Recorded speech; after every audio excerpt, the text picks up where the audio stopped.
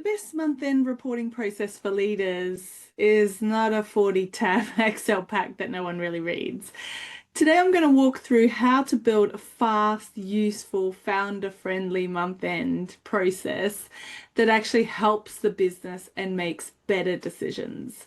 My name's Alysha Randall. I'm a fractional CFO and I also train new and aspiring CFOs within startups and scale-ups specifically for financial leadership foundations. So if you are a finance person in a startup, head of finance, finance manager, or you're a brand new finance director, then this one's for you.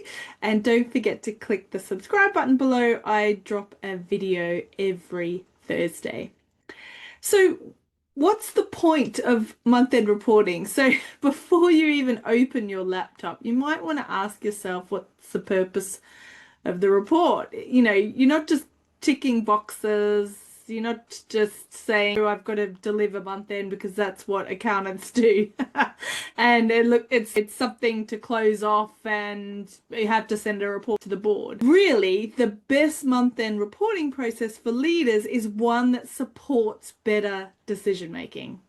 And that's it. That's all you're trying to achieve. You're just trying to help the business and the founders make better decisions. So if you look at it from that perspective, it's a diff task. It's not just ticking the boxes. Your founder and the leadership team, they don't just want details for the hell of it. They want clarity. They do want to know what happens last month, but they want that information to help them think about what it means for the business and critically what they need to do next. So if your reporting isn't delivering that and helping the leadership team answer those three questions, then unfortunately your month-end reporting is not doing its job. Cut the fluff. So what do founders actually care about? And I do say this all the time. There is no point in building something that your founder doesn't read. What they really care about is revenue versus forecast or percentage growth, how much cash they have in the bank, but also the runway. What is their cash runway looking at? Are there any nasty surprises in costs, or are the margins decreasing? What about hiring burn or contractor spend? Is that something that needs to be focused? And are you still on track to scale or do a fundraise? So stop trying to replicate Big Four board packs. They're not useful for a startup. Instead, you want a quick summary, KPI summary, perhaps a cash runway graph for the next 12 to 18. Some three key insights in plain English: budget versus actuals by department if it's relevant and interesting, but not just for the sake of it. And I do like to spotlight one high risk area if you can each month, and a different one each month, not the same. So you want it to be skimmable. So you want people to be able to just quickly glance over it and get the gist of what you're trying to tell them, your big takeaways. You want to make it very visual. So by that, I mean lots of charts and graphs and easy to read point forms.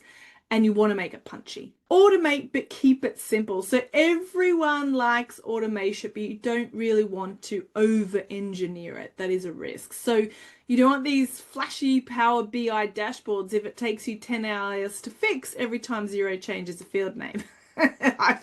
I've definitely done that before. So you potentially may want Google Sheets for your cash runway, or you have it built into a rolling budget. That's usually the easiest way I find, because then your cash runway is always up to date with the new month-end figures.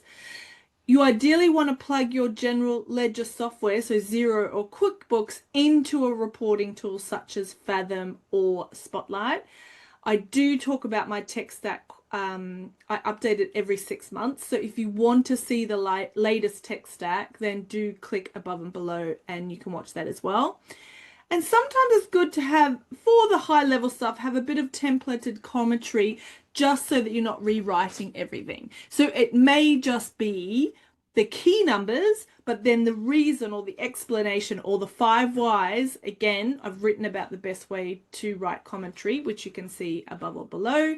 So that it helps you trigger questions that you need to ask the business. So the goal is to process what you can repeat, ideally you want to finish month end within 5 days, 5 working days after month end. Obviously, the quicker you can do it, the better. The reason why it's nice to be quick is because then when you're telling the business what has happened and what they need to do next, they can implement that straight away, and it's at the beginning of the month. If you're sending month end at the end of the month, it's too late. They can't implement any changes until 2 months later, and by then the data may be out of date. So do it as quick and as automated as possible. Add a forward look even if it's rough. So historical data obviously tells a story, but the forward view is what founders actually want to use to make decisions. So even in your month-end pack, you could include sections that covers risks, potential risks that are coming up, large outgoings or large late payers or anything that we need to tackle with now, hiring plans and how they're going to affect the burn, then potentially maybe suggestions to delay, or if the revenue is much higher than you expected, it may be the opposite. And then, as I mentioned, updated cash runway where you can. So with the current month actuals, how does that affect your cash runway? So you don't need to model 12 months ahead to give this. You just want to give a couple of paragraphs of commentary on what's coming next. Cash runway, ideally, you want to make it as live as possible. And this is where you really show how valuable your month end reporting can be. You might want to coach your founders and sometimes yourself. So this is sometimes something that not everyone talks about. Most startup founders don't really know what great reporting looks like, and so you've got to help them get there. At the same time, you also need to unlearn that everything must be 100% accurate mindset, and it just needs to show loads and loads of history that you've probably picked up in audit or corporate finance. In startups, what really matters is speed, clarity, and relevance. So if something doesn't matter this month, skip it. If a number's 98% right, but it's not going to change a decision, move on. You're not there to really impress auditors. Of course, you need to deal with the technical part, and you do need to make sure it's accurate. But if it means you can get month end out quite quickly, then you might do that, or at least give a flash draft report really quickly that's 98% there, so that you're there to help the business grow and not just provide information that's too late. Do a quick post-mortem. So it's really important to really lean into feedback when you're a leader. And there's no reason why you can't do this with the month-end pack as well. So once a month-end pack is out, you may want to have, as part of your one-to-one, have a quick debrief with your founder and CEO and ask them, what did you actually read? Was there anything missing? What should we do different next month?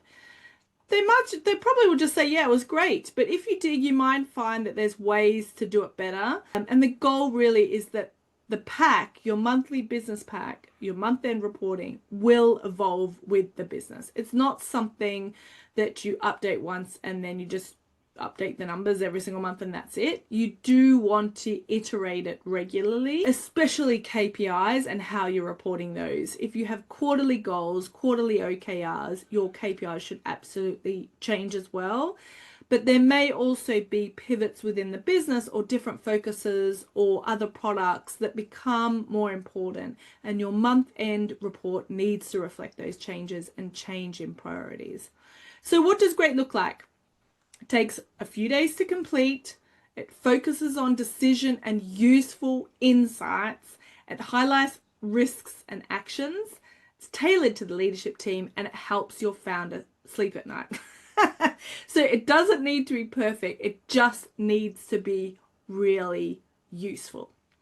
Now, if you want to become a confident and skilled startup finance leader in the next 12 months, then there are 3 steps to achieve that.